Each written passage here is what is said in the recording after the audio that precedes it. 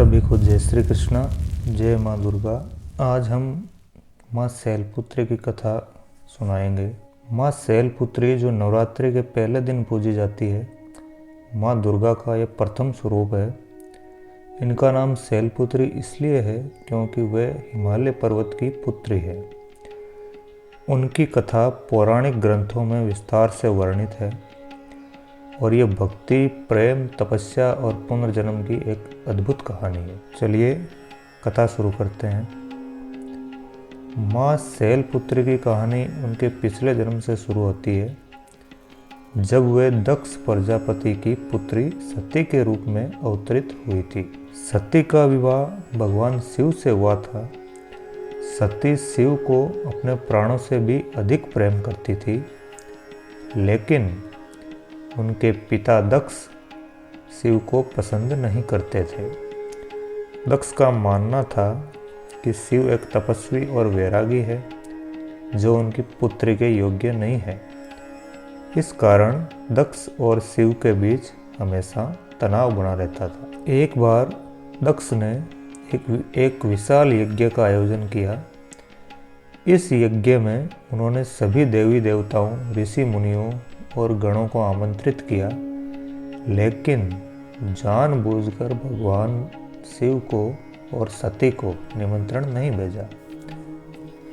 जब सती को इस यज्ञ के बारे में पता चला तो उन्हें लगा कि पिता के घर जाने के लिए निमंत्रण की आवश्यकता नहीं होती। उन्होंने शिव से यज्ञ में जाने की अनुमति मांगी।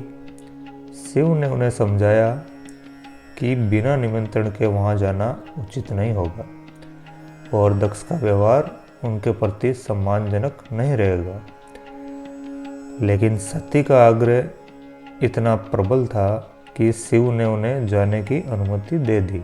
जब सती यज्ञ स्थल पर पहुंची तो दक्ष ने उनका स्वागत करने के बजाय उनका और शिव का अपमान करना शुरू कर दिया।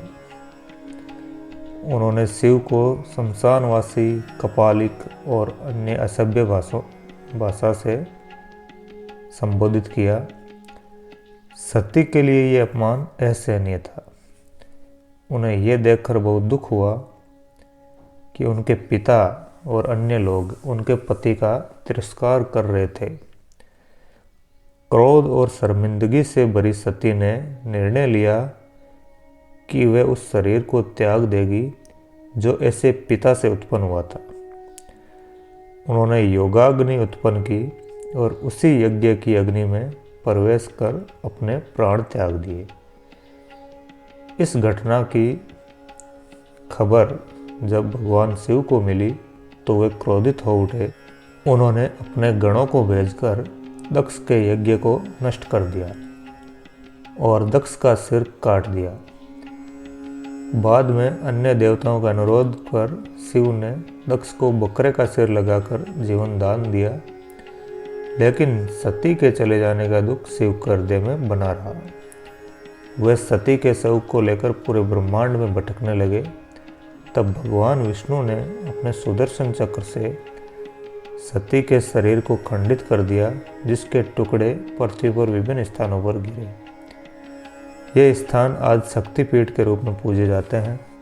सती के इस बलिदान के बाद उनकी आत्मा ने हिमालय के घर में पुत्री के रूप में जन्म लिया। हिमालय और उनकी पत्नी मैना ने इस कन्या का नाम पार्वती रखा। चूँकि वह पर्वतराज हिमालय की पुत्री थी, इसलिए उन्हें शैलपुत्री भी कहा गया। इस जन्म में भी पार्वती का एकमात्र लक्ष्य भगवान शिव को पति के रूप में प्राप्त करना था। पार्वती ने बचपन से ही शिव की भक्ति शुरू कर दी। जैसे जैसे वे बड़ी हुई, उनकी तपस्या और कठोर साधना बढ़ती गई। उन्होंने वर्षों तक जंगल में रहकर उपवास, ध्यान और कठिन तप किया। उनकी तपस्या इतनी प्रबल थी कि प्रकृति भी उनके सामने नतमस्तक हो गई। अंततः उनकी भक्ति और समर्पण से प्रसन्न होकर भगवान शिव ने उन्हें स्वीकार किया और दोनों का विवाह संपन्न हुआ। इस तरह शैलपुत्री अपने पिछले जन्म के प्रेम को पूर्ण करते हुए शिव की अर्धांगिनी बनी।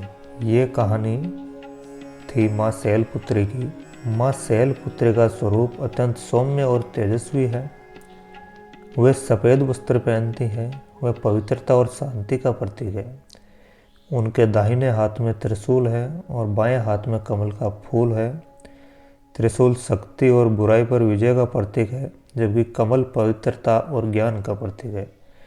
उनका वाहन वृषभ यानी कि बैल है, जो धर्म और स्थिरता का प्रतीक माना जाता है। माँ शैलपुत्री मूलाधार चक्र की अधिष्ठात्री देवी है, जो मानव शरीर में आध्यात्मिक ऊर्जा का आधार है। माँ शैलपुत्री की पूजा का क्या महत्व और लाभ है? नवरात्रि के प्रथम दिन माँ शैलपुत्री की पूजा से भक्तों को मानसिक शांति, शारीरिक बल और दृढ़ संकल्प की प्राप्ति होती है। उनकी आराधना से जीवन की बाधाएं दूर होती है और साधक का आध्यात्मिक मार्ग प्रशस्त होता है। पूजा में लाल फूल, चंदन, धूप और घी का दीपक अर्पित किया जाता है।